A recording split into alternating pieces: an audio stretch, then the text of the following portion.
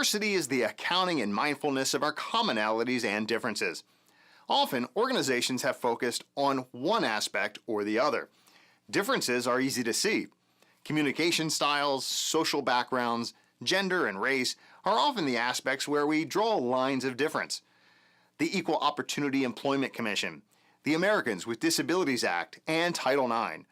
Gender equality in education are all attempts to heal the systemic harms caused by the false inferiority and undervalued gifts that differences offer.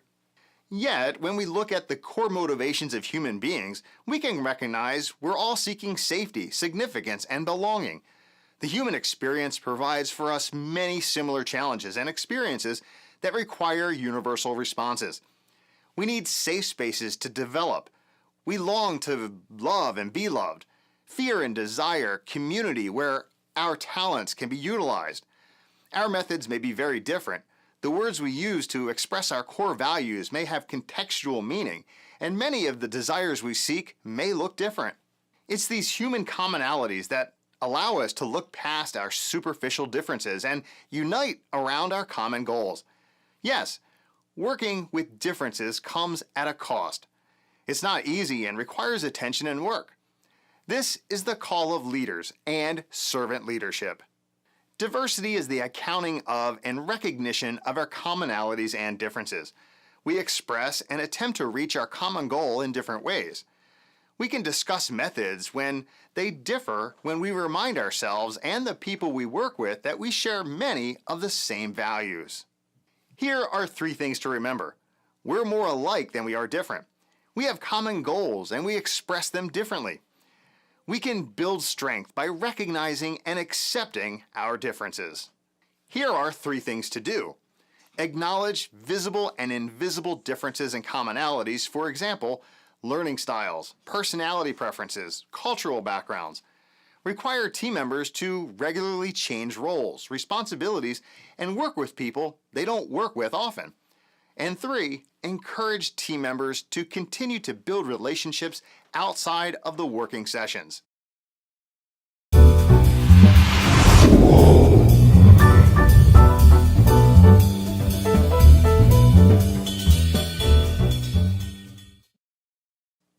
Equity is about how we treat people. A word picture that is often used when explaining equity and its counterpart equality is that equality is making sure that everyone has shoes, while equity is making sure people have shoes that fit. Now let's take this one step further and ask, why do we want shoes that fit people? Political correctness has done most of us an intellectual disservice by socially mandating what can and cannot be thought or spoken. We would be better served by asking the question and demanding answers to this question. Why would I want to call them? Or how does that behavior help the situation? We know that human potential most often rises and falls to the levels of expectation of leaders, parents, teachers, or police officers. Equity is about how we create space for the maximization of human development by removing or augmenting barriers that only get in the way of that development. Bureaucracies are systems designed to benefit those who create them, even at the detriment of those who use the systems. Equality is about fairness, but we only have to turn to our early upbringing to see the fallacy of that mindset. Life is not fair is often the anthem of parenting. Equity is unfair. It's about learning what works, what motivates, and how we eliminate barriers that limit human potential. It's unfair to provide 2 women's lavatories to every 1 male lavatory. Yes, a 2-to-1 ratio or gender-neutral spaces. Who benefits? Well, we all do. Equality is about fairness. Equity is unfair. It's about learning what works. As leaders, we must be critical and systematic to find the methods, resources, and approaches that bring out the best of our groups as we seek to build competence and character. So, here are 3 things to remember. Equality focuses on fairness of opportunity. Equity focuses on quality of outcome. Equity may look like different treatment. So here are 3 things to do. Define your goal or desired outcomes for diversity and equity. Think about the many paths to that goal or outcome given your group's diversity, and remove barriers or procedures that keep them safe, builds character, but may limit the group's ability to reach the goals. So here are 3 things to do. Define your goal or desired outcomes for diversity and equity. Think about the many paths to that goal or outcome given your group's diversity, and remove barriers or procedures that keep them safe, builds character, but may limit the group's ability to reach the goals.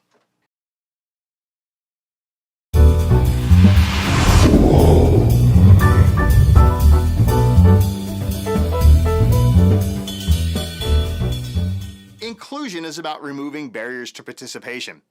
As leaders, we must create space where process, attitude, and behaviors don't aid in the reaching of our goals or questioned. Physical barriers to participation like how, where, and at what time we meet need to be taken into account, especially for those with special needs or transportation issues. Inclusion is not about lowering the bar. It's about asking the purpose of the bar and augmenting that bar if it in fact helps us reach our predetermined outcome. Here are 3 things to think about. We all have challenges we face. They may feel or look different. Inclusion is about created space for us all to work together towards a goal. Inclusion is not about lowering the bar, but changing ineffective or unnecessary bars. So here are 3 things to do. Weigh current policies and practices against the needs of the group, legal boundaries, and tradition. Be responsive to information that could help the group develop character and reach outcomes. Be flexible and responsive to the needs of the group in ways that will produce the desired outcomes and builds character.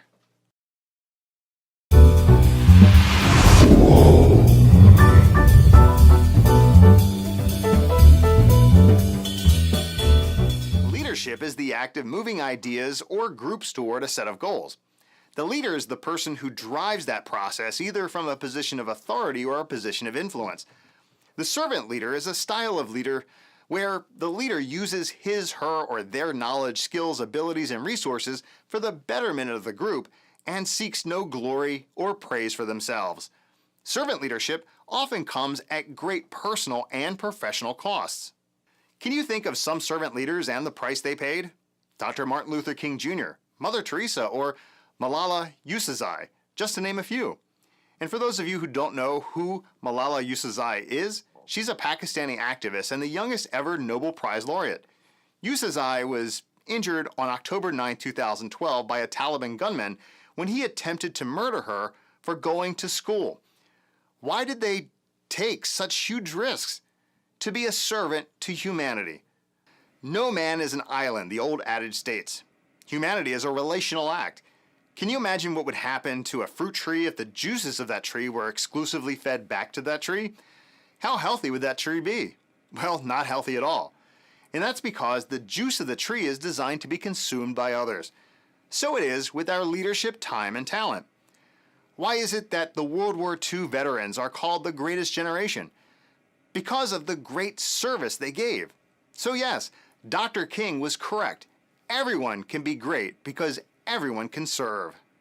Leadership is the act of moving ideas or groups toward a set of goals.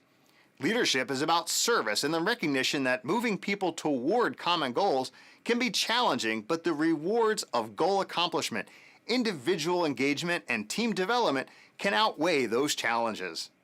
Here are 3 things to think about. Leadership is more than a position. It's about how to create collective action.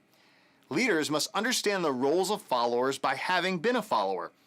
Leadership is a balance of the goals and the people. It's about service to both. So here are 3 things to do. As a leader, one must be mindful of the goals and outcomes. Engage, enlist, encourage the group in the building of strategies, approaches, and action plans towards the goal. Hold the group accountable for the achievement or failure to accomplish the goals.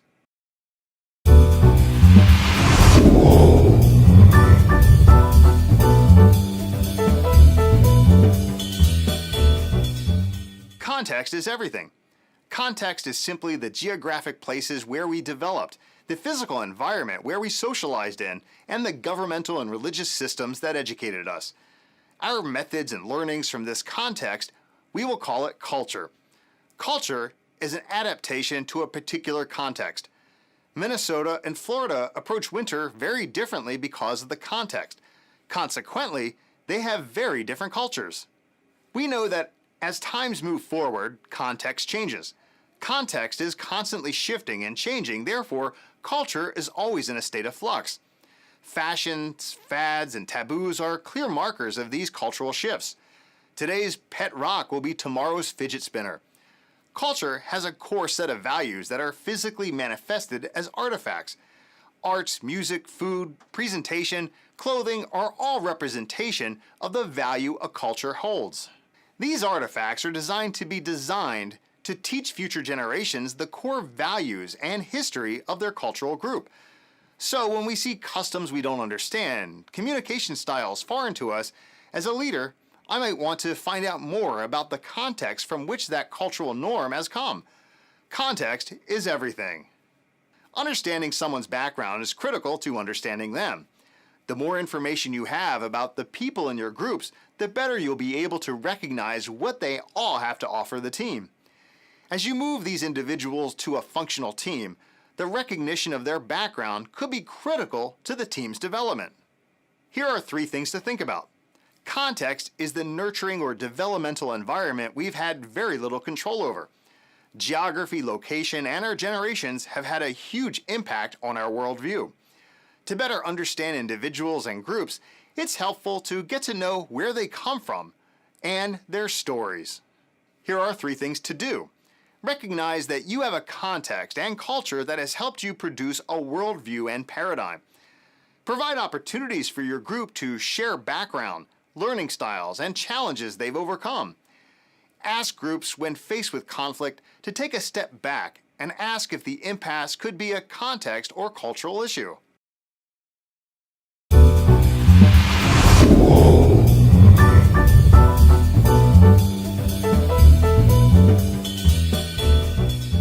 There's no inherent conflict between human beings.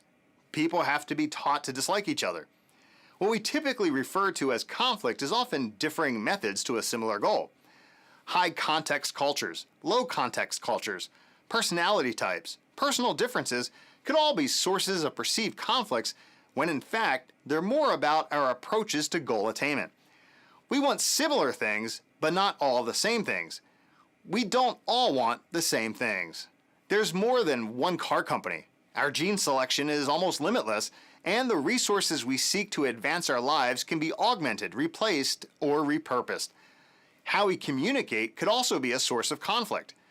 Conflicts in communication often result from a lack of understanding culture, a lack of time building relationships, and a lack of understanding core motivations. Many individuals would rather avoid conflict, as leaders must use our tools of communication to help navigate perceived conflict. Understanding group dynamics. Bruce Tuckman in 1965 said that these norming, forming, storming, and performing phases are all necessary and inevitable in order for the team to grow, face up to challenges, tackle problems, find solutions, plan work, and deliver results. As a leader, it's important to use the tool of communication to navigate individuals and groups through conflict to results. Forming the team meets and learns about the opportunities and challenges, and then agrees on goals and begins to tackle the tasks. Team members tend to behave quite independently. They may be motivated but are usually relatively uninformed of the issues and objectives of the team. Team members are usually on their best behavior but very focused on themselves. Mature team members begin to model appropriate behavior even at this early phase. The meeting environment also plays an important role to model the initial behaviors of each individual. The major task functions also concern orientation. Members attempt to become oriented to the tasks as well as one another. Discussion centers around defining the scope of the task, how to approach it, and similar concerns. Storming. In this stage, participants form opinions about the character and integrity of the other participants and feel compelled to voice these opinions if they find someone shirking responsibility or attempting to dominate. Sometimes participants question the actions or the decisions of the leader as the expedition grows harder. Disagreements and personality clashes must be resolved before the team can progress out of this stage. So, some teams may never emerge from storming, or may re-enter that phase if new challenges or disputes arise. In Tuckman's 1965 paper, only 50% of the studies identified a stage of intra-group conflict, and some of the remaining studies jump directly from stage 1 to stage 3. Some groups may avoid the phase altogether, but for those who don't, the duration, intensity, and destructiveness of the storms can be varied. Tolerance of each team member and their differences should be emphasized. Without tolerance and patience, the team will fail. This phase can become destructive to the team and will lower motivation if allowed to get out of control. Some teams will never develop past this stage. However, disagreements within the team can make members stronger, more versatile, and able to work more effectively as a team. Supervisors of the team during this phase may be more accessible, but tend to remain directive in their guidance and decision-making and professional behavior. The team members will therefore resolve their differences, and members will be able to participate with one another. Norming. Resolved disagreements and personality clashes result in greater intimacy, and a spirit of cooperation emerges. This happens when the team is aware of competition and they share a common goal. In this stage, all team members take the responsibility and have the ambition to work for the success of the team's goals. They start tolerating the whims and fancies of the other team members. They accept others as they are and make an effort to move on. The danger here is that members may be so focused on preventing conflict that they're reluctant to share controversial ideas. Performing with group norms and roles established, group members focus on achieving common goals, often reaching an unexpectedly high level of success. By this time, they're motivated and knowledgeable. The team members are now competent, autonomous, and able to handle this decision-making process without supervision. Dissent is expected and allowed as long as it's channeled through means acceptable to the team. There is no inherent conflict between human beings, although we may want many of the same thing. How we attain these things may be quite different. People have to be taught to dislike each other. As the song statement from the musical South Pacific, to hate and fear, you've got to be taught from year to year. It's got to be drummed in your dear little ear. You've got to be carefully taught. Here are 3 things to think about. Conflict is often rooted in a perception that goals can't or won't be accomplished or reached. Conflict can be mitigated when we seek to understand culture, goals, and motivations. All human beings are looking for safety, significance, and belonging. And here are 3 things to do. Educate the group on the learning and life cycle of groups, forming, norming, storming, and performing. Practice working through conflict, team-building games or activities. Hold the group accountable for conflict negotiations by working through them and reminding them of the goals and outcomes.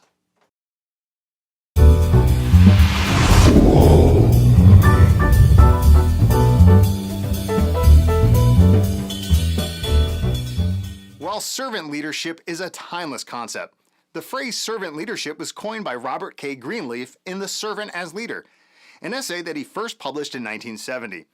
In that essay, Greenleaf said, "The servant leader is servant first. It begins with the natural feeling that one wants to serve first.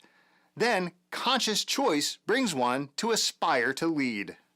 That person is sharply different from one who is leader first, perhaps because of the need to assuage an unusual power drive or to acquire material possessions. The leader first and the servant first are 2 extreme types. Between them, there are shadings and blends that are part of the infinite variety of human nature. The difference manifests itself in the care taken by the servant first to make sure that other people's highest priority needs are being served. The best test, and difficult to administer, is, do those served grow as persons? Do they, while being served, become healthier, wiser, freer, more autonomous, more likely themselves to become servants? And what is the effect on the least privileged in society? Will they benefit, or at least not be further deprived? A servant leader focuses primarily on the growth and well-being of people and the communities to which they belong. While traditional leadership generally involves the accumulation and exercise of power by one at the top of the pyramid, servant leadership is different. The servant leader shares power, puts the needs of others first, and helps people develop and perform as highly as possible. Servant leadership is about building the capacity of the groups to solve their problems, come up with solutions, and take actions that you, as the leader, help facilitate. As the leader, it's important that one focuses the group on its ability to respond to challenges to the goals and not rely on the leader as the only source of knowledge and inspiration. The leader's job is to help them do the work. Here are 3 things to think about. Servant leadership is mission and people focused. Power, resource, and influence is accumulated in the service of the mission or the group. Your gifts and talents are designed to advance the groups and not yourself, although you may gain much from the group's success. Now, here are 3 things to do. Keep the goals of the group as the central focus. It's the group's job to do things. Make sure that the group does not focus primarily on one person or small group to do the majority of the work. And engage all group members and share knowledge and resources as much and as often as you can.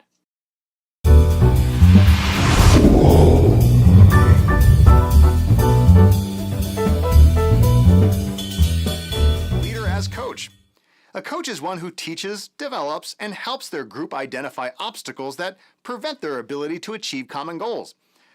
Coaching is about strategically and tactfully asking the right questions, providing the space to create answers that make sense for the group in its context. Coaches employ the Socratic method, asking questions that get the group to think, often in new and different ways. Asking strategic questions guides thinking. Fácil in Spanish means easy. It's the leader's responsibility to make the group's work easy by creating space for group problem solving. Leaders as coach don't look to solve problems, but is seen as the facilitator of processes where the group creates the value for the actions they'll choose to take. The leader may see a faster or simpler way and want to help the team. This, however, in many circumstances, will delay the skill development of the group. Coaching takes time, and when practiced, the group develops in ways or creates solutions that the leader may not have even thought of. Coaches are thoughtful, energetic, passionate, and lead by example. Leader as coach is really about the development of the team, modeling, teaching, and correcting skills and character development with a goal in mind. Coaches look for the unique gift or talent in each individual and works to develop a team that complement and accentuate these talents toward a common goal. So, here are 3 things to think about. Coaches are more focused on development, knowing success comes from sound foundational skills. Coaches are strategic in the use of discipline, reward, and critical feedback, all focused on the development of their team. And coaches make complex processes accessible and seem easy as they require excellence in the practicing of those skills. Now, here are 3 things to do. Keep the skill level of your group in mind as you teach new skills. Build on the failures and success of the group. Teachable moments. Model what you want your group to be. And finally, hold high standards for character development and skill acquisition while taking time to build toward those skills.